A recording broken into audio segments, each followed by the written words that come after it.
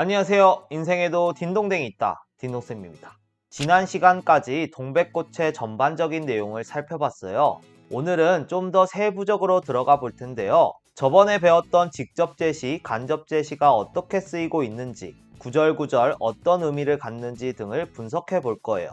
우리가 지필평가 시험을 대비해야 하는 상황에서는 이런 분석 작업이 불가피해요. 줄거리만 가지고는 시험 낼 게 없거든요. 저도 마음 같아서는 작품 읽고 각자의 감상을 나누고 서로의 해석을 평가해보고 이런 식으로 수준 높은 수업을 하고 싶은데요.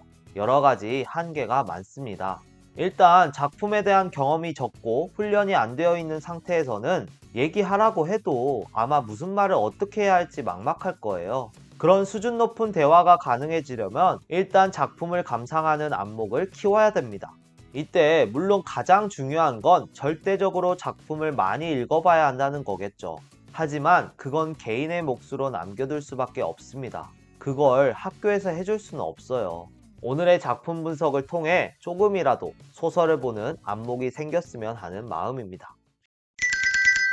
170쪽입니다. 오늘 또 우리 수탈기 막조이였다. 저번 시간에 동백꽃은 시간 순서대로 소설이 진행되지 않는다고 했었죠. 현재에서 과거로 되돌아가는 역순행적 구성을 취한다고 했었습니다. 시간상 지금 발단 부분이 현재고요. 전개 부분이 나흘 전입니다.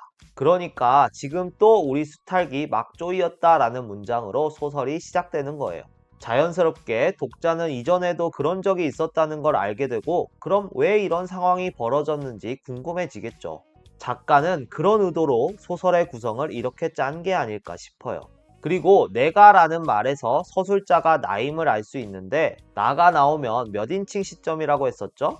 그렇죠. 1인칭이라고 했었죠? 1인칭은 서술 대상에 따라 주인공 시점과 관찰자 시점으로 나뉩니다.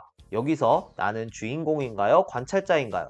주인공이죠? 주인공이 자신과 점순이의 이야기를 서술하고 있습니다. 그러니 1인칭 주인공 시점이 되겠네요. 7번째 줄, 점순네 수탉과 우리 수탉의 크기 차이는 단순히 닭의 영양 상태를 보여주는 게 아니라 점순네와 나의 처지, 즉 계층 차이를 보여준다고 할 수 있습니다. 작가는 절대 아무 생각 없이 소설 속 요소들을 배치하지 않아요. 다 어떤 의도가 담겨 있는 거예요. 이런 걸 잘 찾아내는 사람이 소설을 잘 읽는 거라고 할 수 있어요. 영화도 그렇죠. 남들은 그냥 휙 지나가는 것도 발견해가지고 복선인 걸 눈치채는 사람들 있잖아요. 그런 거랑 비슷해요. 13번째 줄 갑시다. 점순네 닭에게 우리 닭이 쪼이는 걸 보면서 이걸 가만히 내려다보자니 내 대강이가 터져서 피가 흐르는 것 같이 두 눈에서 불이 번쩍 난다. 이렇게 서술하고 있어요. 이건 나의 속마음, 심리가 어때요? 직접 제시되고 있는 거죠? 1인칭 주인공 시점이니까 이런 식으로 나의 속마음을 직접 드러낼 수 있는 거예요. 너무 화가 나니까 지게막대기로 점순네 닭을 후려칠까 하다가 어때요? 생각을 고쳐먹고 헛매질로 떼어만 놓았대요. 때릴 거면 때려버리면 되는데 못 때려요. 왜요? 뒷감당이 두려운 거죠. 잘못했다가는 우리 집 전체가 쫓겨날 수도 있으니까 못하는 거예요. 소심한 성격이 드러나는 부분입니다. 이건 헛매질만 하는 나의 행동을 통해서 간접적으로 드러내고 있다고 해야겠네요. 됐나요? 171쪽입니다. 고놈의 계집애가 요새로 들어서서 왜 나를 못 먹겠다고 그렇게 아르릉거리는지 모른다. 나는 점순이가 왜 자신을 그렇게 괴롭히는지 그 의도를 알아요, 몰라요? 모르죠? 본인의 속마음이 직접 드러나 있어요. 나는 소설 끝날 때까지 모르거든요? 이 정도면 알 때도 됐는데 싶을 때도 몰라요. 계속 당하면서도 어리둥절해하는 모습을 보면 어떤 애 같아요? 둔하고 눈치 없는 미련 곰탱이 같죠? 계속 눈치 못 채는 모습을 통해 간접적으로 보여주고 있어요. 4번째 줄에 나흘전이라는 부분을 통해서 주인공이 과거를 회상한다는 걸 알 수 있는데 여기부터가 전개예요. 주인공이 나름 추측을 해보는 거예요. 언제부터 점순이의 괴롭힘이 시작됐는지. 나흘 전 감자 사건을 떠올립니다. 근데 그때부터 시작됐다는 것 정도만 알 뿐이지 왜 그런지는 몰라요 또. 이 전개 부분에서 갈등의 원인이 나타나는데 읽는 독자들은 알지만 서술자인 주인공만 모르는 상황인 거죠. 여기서 독자들은 고구마 먹기 시작해요. 답답해 미치죠. 감자 좀 그냥 받으라고. No! No! 과거 회상은 시간이 역행하는 거죠. 그래서 이런 걸 역순행적 구성이라고 해요. 동백꽃 소설을 이해하는 데 핵심적인 부분이라고 했습니다. 172쪽입니다. 나흘 전 점순이가 갑자기 와서 말을 겁니다. 사실 이것만으로도 그린라이트예요. 당시에는 남녀 7세 부동석이라고 해서 7살만 넘으면 남녀가 내외를 해야 했어요. 단둘이 있으면 안 되고 말도 하면 안 돼요. 굉장히 부끄러운 것처럼 여겼단 말이에요. 그때는 13살이면 결혼시켰기 때문에 미리 분리시켜 놓는 거예요. 둘이 같이 어울리다가 정분 나면 어떡해요. 결혼은 온전히 부모의 권한이었기 때문에 절대 용납할 수 없었던 거죠. 근데 점순이가 다가와서 말을 건 거예요. 보통 눈치 있는 사람이면 이것만으로도 짐작을 하는데 몰라요, 얘는. 아무튼 그런 분위기였는데 지금도 어느 정도는 남아있죠? 남녀가 둘이 친하게 지낼 수도 있는 거잖아요. 이상한 거 아니잖아요. 근데 남녀가 둘이 뭔가를 살갑게 하면 속닥거려요. 과거 유습이 아직도 남아있는 거죠. 그런 점에서 점순이는 매우 적극적인 거라고 해야겠죠. 여자애임에도 불구하고 먼저 다가가서 이 금기를 깬 것이니까요. 근데 막 잔소리를 늘어놓다가 갑자기 입을 막고 깔깔댄대요. 그래도 어느 정도는 어른들 눈치를 보는 거예요. 사실 좀 부끄럽기도 하고요. 그래서 이 부분에서는 부끄러움의 심리가 점순이의 행동을 통해 간접적으로 드러난다고 할 수 있겠습니다. 근데 나는 점순이가 왜 이러는지 전혀 몰라요. 날씨 탓을 합니다. 더위 먹어서 애가 미쳤다고 생각해요. 점순이의 관심을 전혀 알아차리지 못하고 있죠? 이런 모습에서 웃음이 유발됩니다. 이때의 웃음은 해학이고요. 예전에 풍자 배울 때 비교해서 설명해 드렸었는데 기억나나요? 기억이 안 나신다면 카드를 눌러 보고 오세요.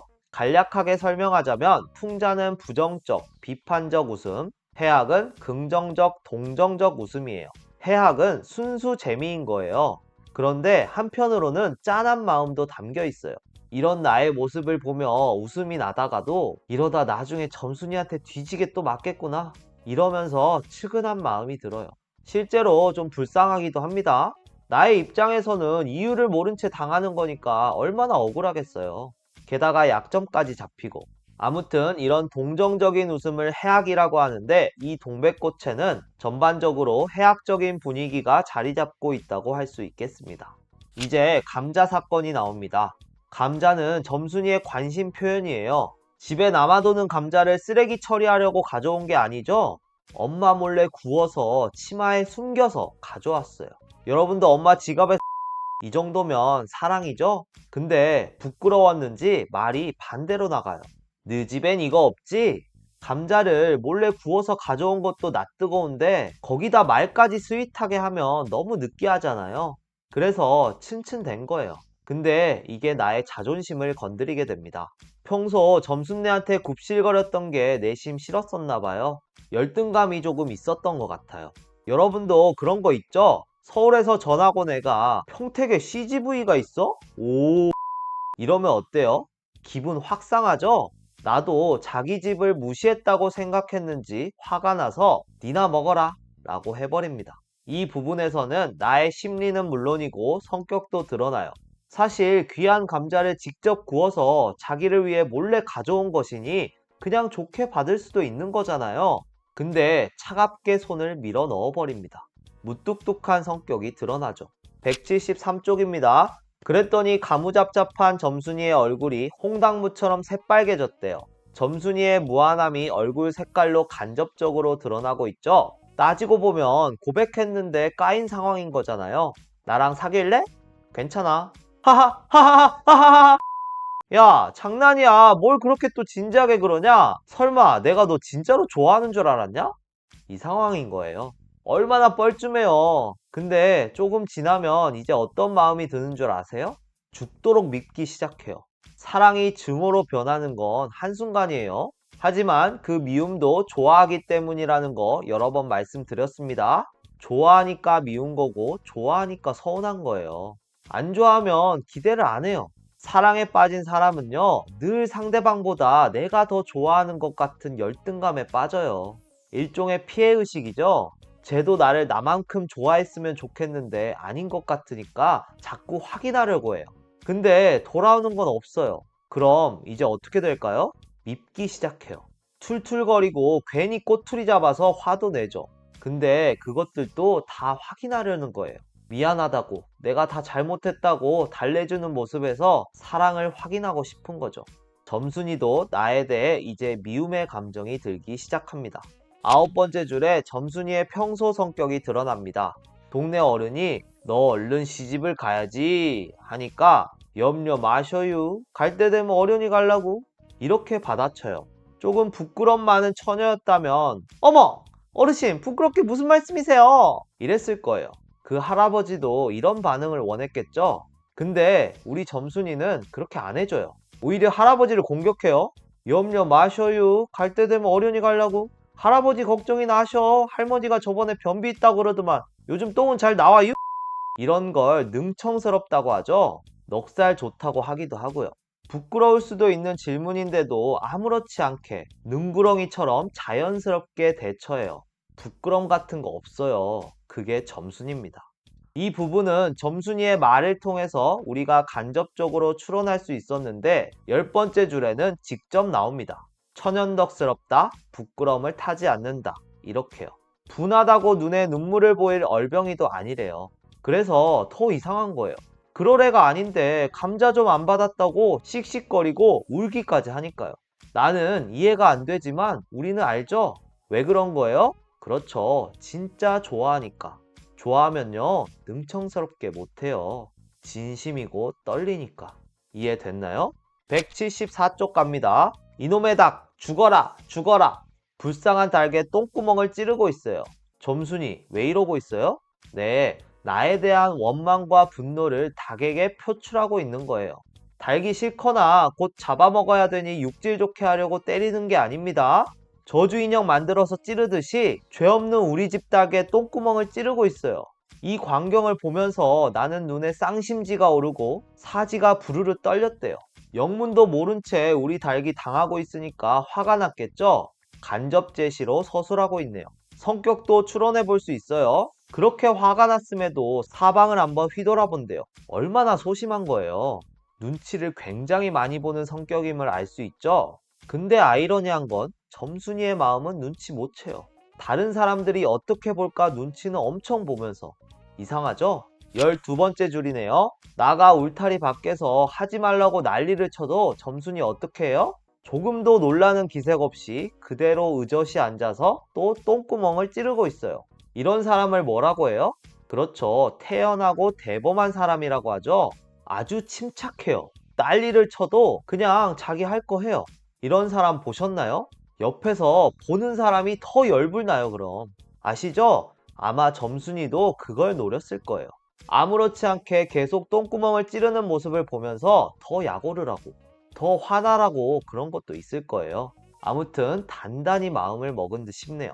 일단 오늘 동백꽃 본문 분석은 여기까지 하겠습니다. 무작정 외우지 말고 왜 이게 간접이고 왜 이게 직접인지 생각해 보시면서 스스로 판단할 수 있는 안목을 길러야 됩니다. 아시겠죠? 그럼 여기까지 딩동댕 딩도쌤이었습니다. 빠이!